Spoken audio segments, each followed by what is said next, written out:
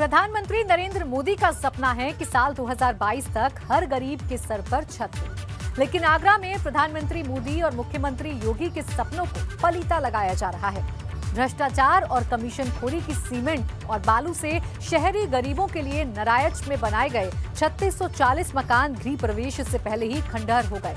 क्या है ये पूरा मामला और कैसे हुआ गरीबों से खिलवाड़, देखिए।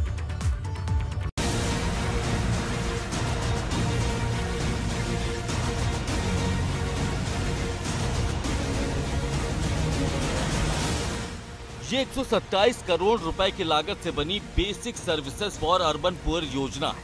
गरीबों के सिर पर छत के सपने को साकार करने वाली योजना, जिसके तहत आगरा के नारायच में 3650 और शास्त्रीपुरम में 1360 मकानों का निर्माण कराया गया। लेकिन नारायच में उद्घाटन से पहले ही ये बिल्डिंगें ऐसी नजर आने लगी जैसे ये सैकड़ों साल पुरानी हो। जिस इमारत का अभी उद्घाटन भी नहीं हुआ, वो शुरू होने से पहले ही गिरने के कगार पर पहुंच गई। इस इमारत के हर मंजिल के बीम, कॉलम और स्लैब में दरारें आ गई, जो कब गिर जाए पता नहीं। सवाल इस बिल्डिंग में इस्तेमाल हुए मटेरियल का भी है, जिसकी गुणवत्ता इतनी खराब है कि जहां हाथ रख दो वहीं से सीमेंट झड़ने लगता है। देश के प्रधानमंत्री सपना देख रहे हैं कि साल 2022 तक हर एक व्यक्ति के सर पर एक छत हो, लेकिन आगरा में किस तरह से आगरा विकास प्राधिकरण के अधिकारी कमीशन खोरी और भ्रष्टाचार के मकड़जाल में उनके सपने को पलीता लगा रहे हैं। आज हम मौजूद हैं नारायच क्षेत्र में और यहाँ BSUP योजना के तहत तमाम मकान बनाए गए हैं। 3640 मकान बनाए गए हैं, लेकिन औपचारिक उद्घाटन से पहले ही ये मकान किस तरह से जर्जर हो चुके हैं, किस तरह से लगातार इनकी गुणवत्ता हीन होने की वजह से ये लगातार इनके बीम में, स्लैब में और कहा जाए इनकी जितना भी जो स्ट्रक्चरल ढांचा है उस पर सवाल खड़े हो रहे हैं। गजब की बात यह है कि जिन बिल्डिंगों में भ्रष्टाचार का सीमेंट लगाया गया, उसकी जांच के नाम पर जनता का पैसा भी बर्बाद किया जा रहा है।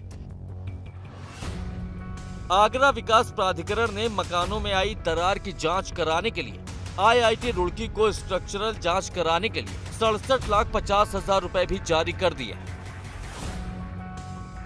आगरा के नारायच क्षेत्र में शहरी गरीबों के लिए 127 करोड़ की भारी भरकम लागत से 3640 मकान बनाए गए हैं, लेकिन अभी तक इनका गृह प्रवेश नहीं हुआ है। कोई भी इनका कहा जाए औपचारिक उद्घाटन नहीं हुआ है, लेकिन उससे पहले ही ये तमाम जो घर हैं वो अब दम तोड़ते नजर आ रहे हैं, क्योंकि अब ये लगातार खंडर होते नजर आ रहे हैं। ऐसे में समझा जा सकता है कि किस तरीके से भ्रष्टाचार और कमीशनखोरी का बड़ा कॉकटेल ADA के अधिकारियों ने यहाँ किया होगा। देखिए, अभी इसका उद्घाटन नहीं हो पाया इस बिल्डिंग का, और आपको जो तमाम जो छज्जे नज़र आ रहे हैं, जो विंडो के ऊपर जो एक तरह से शेड होता है, उसकी लोहे की रॉड्स निकलने लगी है। तमाम जो प्लास्टर है वो उखड़ा पड़ा हुआ है।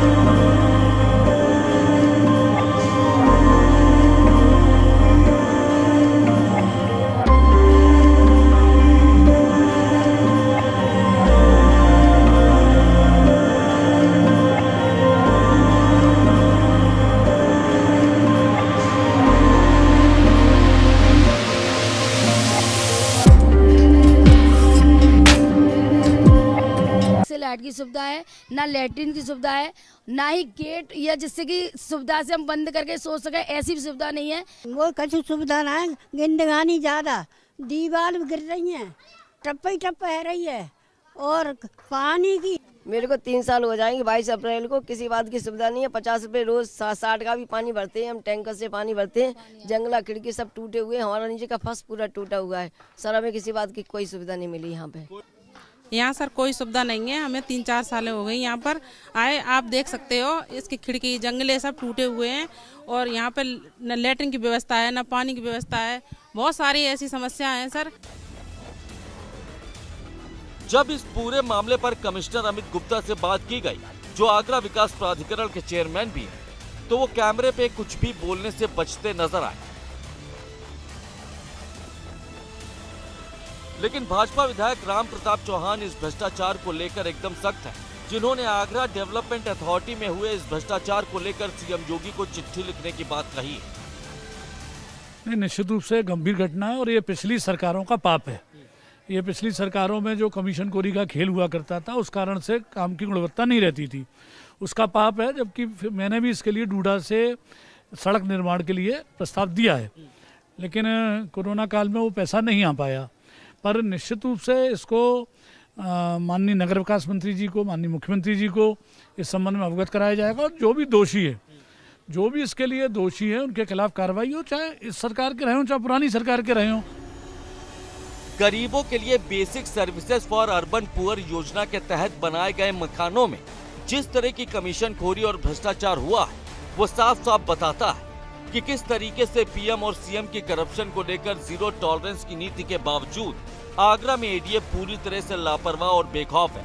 उनके हौसले इतने बढ़ गए हैं कि गरीबों का जो हक प्रधानमंत्री और मुख्यमंत्री देना चाहते हैं, वो अब उस हक पर भी ठेकेदारों के साथ मिलकर डाका डाल रहे हैं। आगरा से नितिन उपाध्याय के साथ ब्यूरो रिपोर्ट, एबीपी गंगा।